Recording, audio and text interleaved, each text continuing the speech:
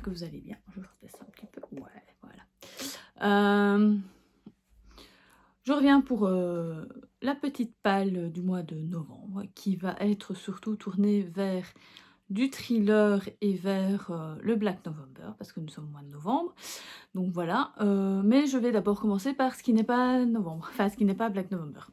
Je suis allée à la bibliothèque et donc j'ai emprunté Le jour où le bonheur est là de Becca, Marco et Maïla chez Bambou Édition. J'adore cette collection, je les ai tous lus sauf celui-là. C'est les deux derniers, en fait c'est celui-là et Le jour où les liens se tissent, c'est le dernier tome.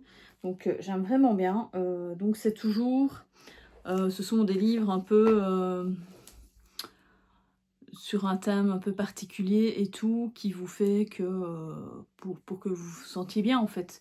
Donc c'est vraiment, moi j'aime vraiment bien, je trouve ça toujours super sympa. Et alors souvent c'est quand même toujours les mêmes personnages qui reviennent, pour la plupart. Donc voilà, bref, tome 6 et 7.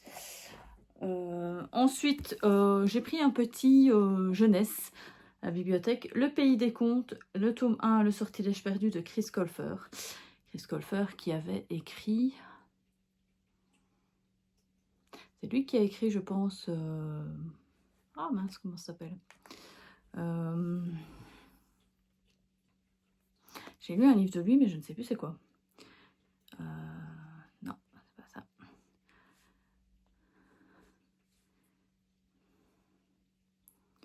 Je ne sais plus c'est quoi que j'avais lu de lui. Je regarde sur mon truc. Hein. Oups. Pays des Contes. Ah non. Alors je confonds. Il y a un autre Colfer. Alors, j'étais persuadée d'avoir lu un de ses livres, mais non. Enfin bref, il y a quand même... il y a quelques livres hein, quand même par rapport au Pays des Contes.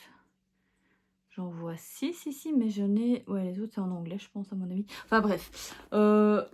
C'est une réécriture de contes, tout simplement. Donc c'est enfant, c'est jeunesse. Je sais pas à partir de quel âge d'ailleurs, je n'ai pas regardé. Par contre... Ah, d'accord.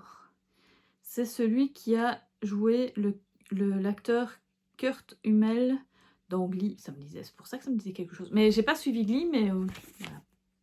C'est le gars là. Donc voilà, je ne savais pas. Je ne sais pas c'est à partir de quel âge, je pense que c'est à partir de 7-8 ans. Donc je vais voir un peu, c'est une réécriture. Donc ici les personnages, au fait, la Blanche-Neige et tout, elles sont pas gentilles en fait. Voilà. J'avais envie, ça faisait un petit temps qu'elle était dans ma bibliothèque et que ça me faisait de l'œil. Donc pourquoi pas. Et enfin, un qui pourrait, entre guillemets, se mettre dans le challenge, hein, parce que voilà. Pourquoi toi tu te mets... Enfin bref. C'est le tome 4, ou 3, non 4, je sais plus maintenant, 4. Le tome 4 des folles enquêtes de Magritte et Georgette, Liège en eau trouble, de Nadine Monfils. Donc cette saga Cozy Mystery que je vous ai déjà parlé, que j'ai déjà lu les 3 premiers tomes, que j'ai bien aimé, qui a une écriture un peu particulière, surtout qu'elle écrit comme elle parle, et c'est surtout que c'est en langue belge, enfin c'est en langage un peu wallon, bruxellaire, enfin bref. Et donc voilà, je sais pas de quoi ça parle au fait. Ici ils vont aller à Liège.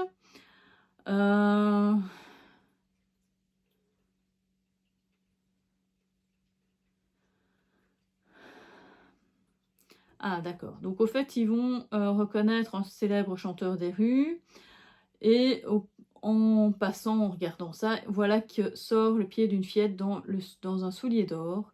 Fini les flâneries plutôt, et René et Georgette partent percer ce mystère dans la cité ardente du grand Simenon. Voilà, moi j'aime bien, on va voir ce que ça va donner. Bon, perso, voilà quoi, moi j'aime bien. Voilà mes petits, entre guillemets, emprunt à la bibliothèque. Alors j'ai un autre emprunt qui va rentrer lui dans le cadre du Black November parce que j'avais pas du tout cette consigne qui est un peu la consigne un peu plus compliquée au fait du Black November de cette année. Donc du coup, c'est pour la troisième semaine, je pense. J'ai pris Le silence de Dennis Lehane. Alors, il est énorme, hein, mais c'est écrit... c'est écrit très gros, en fait. C'est l'édition grand caractère, voire de près. Donc, voilà, c'est écrit en 16 mm, je pense. Voilà. Et ça, c'est pour la consigne... en rapport avec le racisme. Donc, à ce qui paraît, Dennis Lehane est un très grand fervent, en fait, enfin, un grand auteur d'Amérique et qui montre quand même comment l'Amérique est et comment sont enfin, comment est le racisme là-bas et tout. Donc voilà, maintenant je ne sais pas du tout de quoi ça parle. Donc je vais lire, c'est été 1974 dans la banlieue irlandaise de Boston, la fille de Mary-Pat Fancy Jules, 17 ans, ne rentre pas à la maison. La même nuit, un jeune noir meurt dans des circonstances suspectes, 2 événements sans lien apparent dans une atmosphère de tension raciale. Dans sa recherche effrénée de sa fille, Mary-Pat, qui croyait appartenir à une communauté unie, voit les portes se fermer devant elle face à ce mur de silence. Cette femme en colère devra lutter seule pour faire éclater la vérité, si dévastatrice soit-elle. Donc voilà, on va voir. Je n'ai jamais lu du Dennis Lehane, donc ce sera ma toute première... voilà, ma toute première initiation par rapport à ça. Oh, sinon, j'ai, que vous avez déjà vu, normalement vous aurez déjà vu par rapport à mon... Ah oui, non. Attendez. On est quel jour aujourd'hui? On est mercredi. Ouais, non. Ça, c'est mon premier... en fait, il y a 2 histoires. Enfin, on devait lire pour la première semaine, vu que le premier commence vendredi. Un livre de moins de 250 pages, donc un thriller de moins de 250 pages. Alors ici, dans celui-ci, c'est entre guillemets un recueil de 2 nouvelles de Maigret en Normandie, donc de Simenon. Il y a Le Port des Brumes et Maigret et la vieille dame. Et donc je me suis dit, je vais prendre le premier, Le Port des Brumes, qui fait 212 pages. Et si j'ai le temps, au pire, je pourrais lire aussi Maigret et la vieille dame, qui fait aussi une 200aine de pages. Donc voilà, je ne sais même pas de quoi ça parle. C'est un qui s'est écrit en 1932. Donc le capitaine Joris, chef de port de Ouistreham, disparaît. On le retrouve 6 semaines plus tard à Paris, amnésique. De retour chez lui, il meurt empoisonné. Dans la brume qui noie les quais et l'écluse, et malgré le silence obstiné des hommes de la mer et des notables, Maigret réussit peu à peu à relier les fils de l'histoire. Bon, voilà, c'est un Maigret, quoi. Tout ce qui est plus banal. Hein. Moi, j'aime bien les Maigrets de temps en temps. Pourquoi pas. On avait aussi pour une semaine, je sais plus c'est quoi les trucs, quelle semaine et quoi qu'est-ce. Enfin, c'est pas grave. Hein, il fallait un premier tome de saga, un premier ou un dernier tome de saga paru ou qui termine réellement cette saga ou qui ne termine pas mais que c'est le dernier qui est arrivé. J'ai pris Patricia Cornwell Post-Mortem qui est le premier tome de sa saga avec Kay Scarpetta. Ça fait déjà un petit temps que je l'avais mis dans ma palle mais j'ai jamais lu. Donc là il est plus que temps que je le lise. Hein. Voilà. J'avais trouvé en boîte à livres en plus donc je me suis dit pourquoi pas. Il n'est pas écrit, il n'y a pas beaucoup de pages mais c'est écrit très très très très petit. C'est un vieux... Oh, super. J'avais même pas vu, la première page a été carrément déchirée et on a gribouillé dessus. Enfin bref, donc j'ai la première page. Bon, maintenant, si ça se peut, il y avait peut-être un prologue. Hein. Je ne sais pas, mais...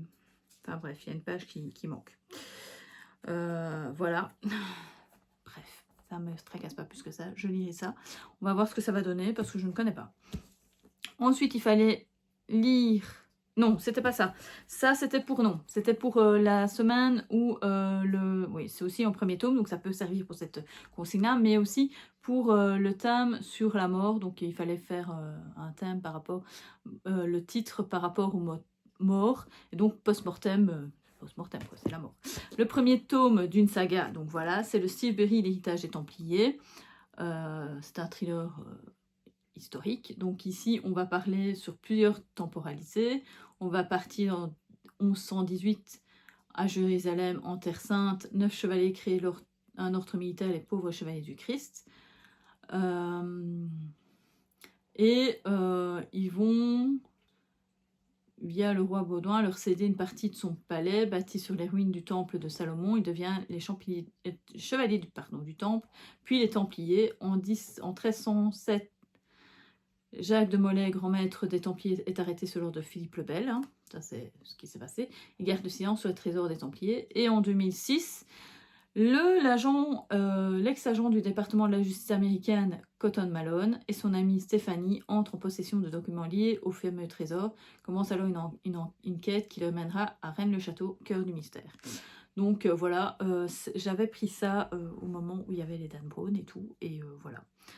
Je vous en explique pas un peu plus d'ailleurs dans mon vlog que vous aurez la semaine d'après.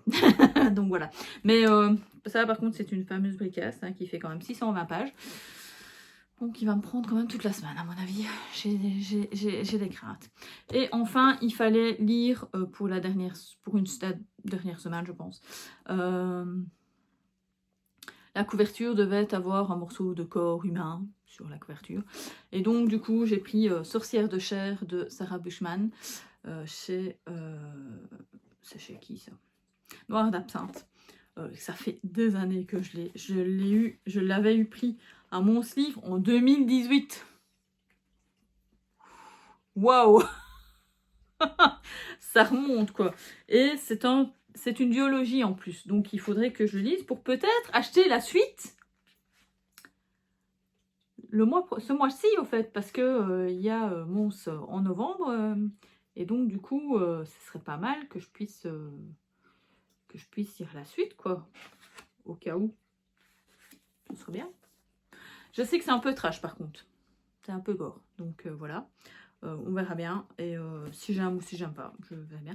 Mais je sais plus si j'avais déjà lu un livre d'elle, en fait.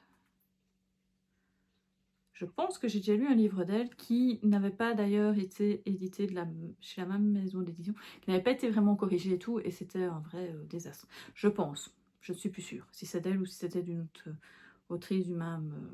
Enfin bref. Bref, voilà. Je ne sais pas de quoi ça parle. Ça parle, donc on part en Australie en 2016, 7 ans après un massacre qui a décimé toute une famille. De nombreux nouveaux meurtres surviennent à Melbourne. Des homicides si sordides que la sorcellerie de chair, tabou depuis les grandes chasses qui ont déchiré le pays, est évoquée. Pour Anne Arabella Malvo, lieutenant de brigade criminelle, il s'avère particulièrement déstabilisant. Pourquoi les victimes lui ressemblent-elles comme des sœurs? Le meurtrier la connaît-elle? Pourquoi maintenant? Une chose est sûre, l'abîme qu'elle fuit depuis toutes ces années risque de s'ouvrir à nouveau sous ses pieds et cette fois l'engloutir pour de bon. Voilà, on verra bien. Oh, sinon, j'ai eu quelques services presse via Annette Gallet. Et donc, du coup, je vais lire. Ça, par contre, je ne saurais pas vous dire tout. Lui, je vais commencer cette semaine, la première semaine. Ils n'ont rien vu, donc de Andrea Mara chez Mera Édition. Andrea Mara chez Mera Édition. C'est l'histoire donc de deux fillettes et de leur mère avec une poussette qui veulent rentrer dans le métro. Mais au moment où la mère veut rentrer dans le métro, les portes se referment, les gamines s'en vont, partent avec le métro, descendent au prochain arrêt, sauf qu'au lieu qu'il y ait deux gamines, il n'y en a plus qu'une. Où est passée la plus grande? Bonne question. Donc voilà. Voilà, c'est un truc un peu...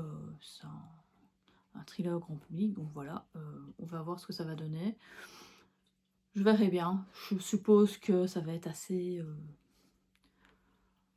page turner, je pense. Donc voilà. Ensuite...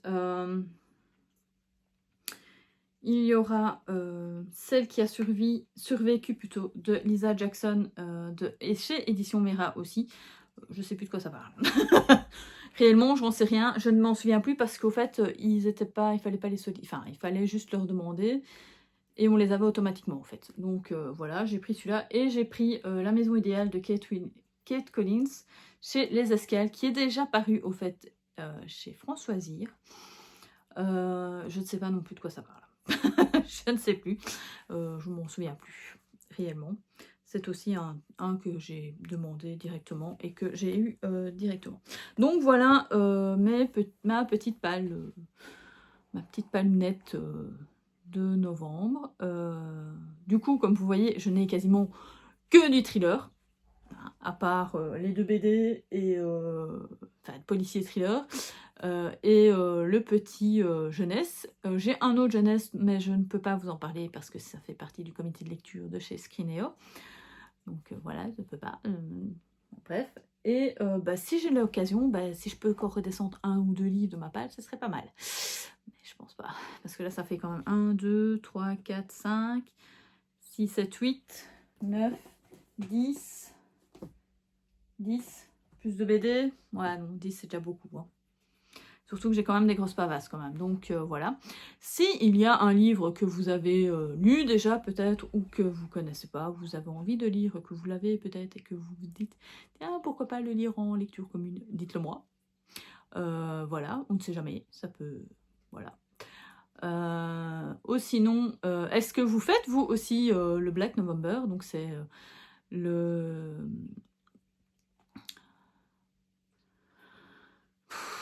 challenge de Séverine de Il est bien ce livre, je vais y arriver, je suis très fatiguée. Oui, j'ai peu dormi cette nuit. Donc voilà, vous pouvez la voir donc sur Instagram sans problème ou sur Facebook, vous allez sur son site Il est bien ce livre tout attaché. Et vous avez son Black November. Donc voilà. Elle fait ça depuis déjà 8 ou 9 ans, donc si vous ne connaissez pas, pourquoi pas. Donc ici, elle fait donc... il y a une consigne générale, c'est lire des livres de poche ou des e-books. C'est pas trop mon style, mon truc. Et la consigne générale, c'était ça. Et sinon...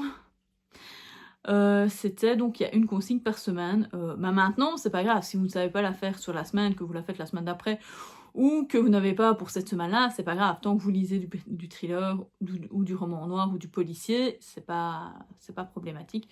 Donc voilà, vous pouvez lire ce que vous voulez pendant cette période-là, si ce n'est voilà. Donc je vous le conseille si vous aimez tout ce qui est policier et thriller. Sinon, à part ça, je vous dis à plus. Ne pas oublier aussi de petit liker, de repartager, enfin bref, de faire tout ce qui fait que pour que la vidéo soit vue. Voilà, allez, je vous dis à plus dans le bus.